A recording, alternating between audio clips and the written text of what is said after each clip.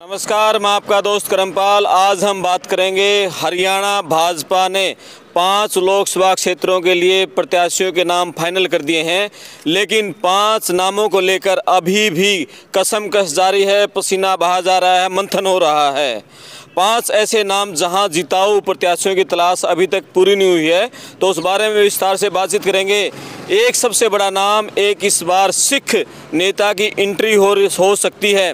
दिल्ली के बड़े सिख नेता को भारतीय जनता पार्टी हरियाणा से लोकसभा चुनाव में उतार सकती है। विस्तार से बातचीत करेंगे। सबसे पहले हम आपको बताएंगे उन 5 प्रत्याशियों के नाम जिनके लॉक कर दिए गए हैं।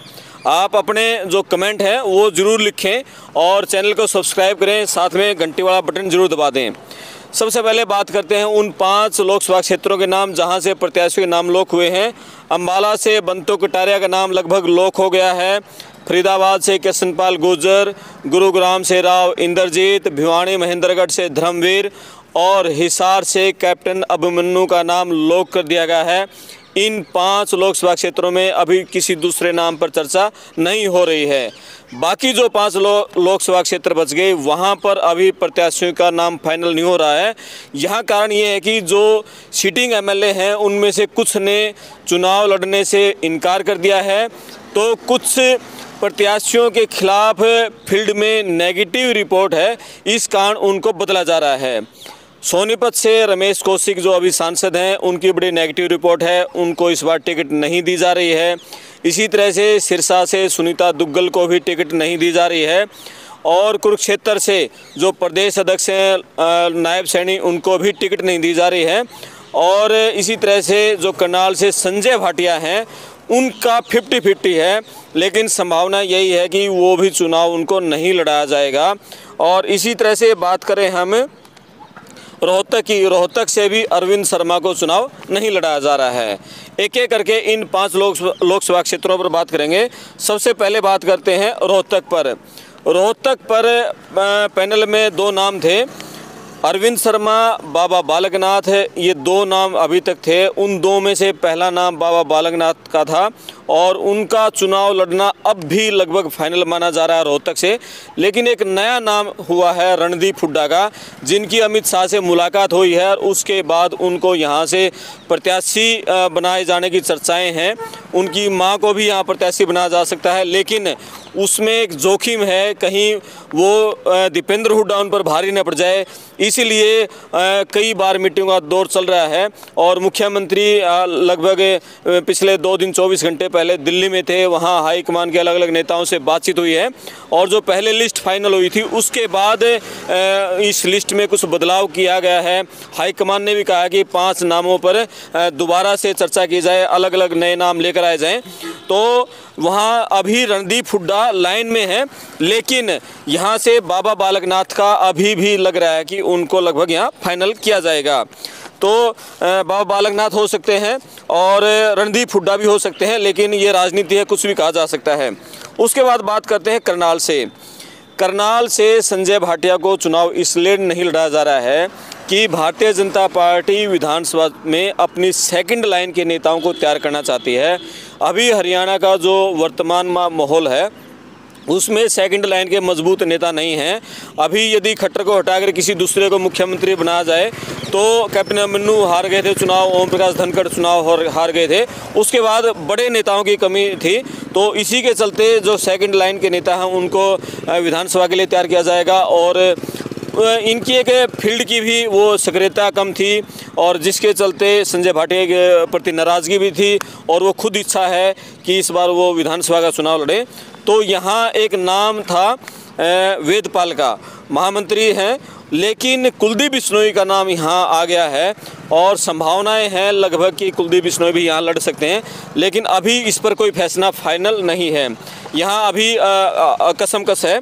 और कुरुक्षेत्र से अभी तक नायब सैनी को टिकट नहीं दी जा रही है और या ये कहें कि वो चुनाव नहीं लड़ रहे हैं या कहें कि उनका टिकट काट दिया गया है, कुछ भी कहें, भाजपा नेताओं की यदि भाषा में बात करें तो उनको चुनाव नहीं लड़ाया जा रहा है, लेकिन ये भी है कि उनका टिकट यहाँ से इसलिए काटा जा रहा है कि काफ़ी उनके प्रति नेगेटिव रिपोर्टिंग थी। पीछे जिला परिषद के चुनाव में उनकी पत्नी अम्बाला के वार्ड 4 से चुनाव लड़ी थी, सुमन सैनी, और वो चौथे नंबर पर रही थी, बहुत बुरी उनकी हार हुई थी। तो इसके चलते, उनकी नेगेटिव रिपोर्टिंग के चलते भी उनको चुनाव नहीं लड़ा जा रहा है। और ये बीजेपी का एक जो संगठन है उसमें नेताओं से पहले ही पूछ लिया जाता है कि आप संगठन में रहेंगे या सरकार में रहेंगे। तो उन्होंने पहले से संगठन का काम संभाल लिया था, प्रदेश अध्यक्ष बना गए थे, इसलिए वो संगठन संभालेंगे। यहाँ नवीन जिंदल और सालू जिंदल, उनके पत्नी नवीन जिंदल की, 2 नाम यहाँ थे और यहाँ नवीन जिंदल परिवार अभी तक चुनाव लड़ने से मना कर रहा है। लेकिन एक तीसरा एक बड़ा नाम, दिल्ली के एक सिख नेता का नाम आया है, मनजिंदर सिंह सिरसा। दिल्ली में राजौरी गार्डन से एमएलए रह चुके हैं और एसजीपीसी, दिल्ली एसजीपीसी का अध्यक्ष भी रहे हैं। उनका नाम आया है कि भारतीय जनता पार्टी उनको कुरुक्षेत्र से चुनाव लड़ा सकती है। कारण ये है कि एक बड़ा नाम, एक नया नाम, जैसे कि भारतीय जनता पार्टी की परंपरा रही है चौंकाने वाला नाम वो लेकर आती हैं। हमने पिछले राज्यों में देखा कि मुख्यमंत्रियों नाम किस तरह से आए थे। राजस्थान का मुख्यमंत्री किसी ने नाम नहीं सुना था, इसी तरह से मध्य प्रदेश के मुख्यमंत्री का नाम किसी ने नहीं सुना था। तो यहाँ भी कुरुक्षेत्र में उसी तरह से एक नया नाम यहाँ आ सकता है। हालांकि जो भाजपा का हाईकमान है वो नवीन जिंदल परिवार को अभी तक मनाने में जुटा हुआ है, किसी तरह से वो मान जाए।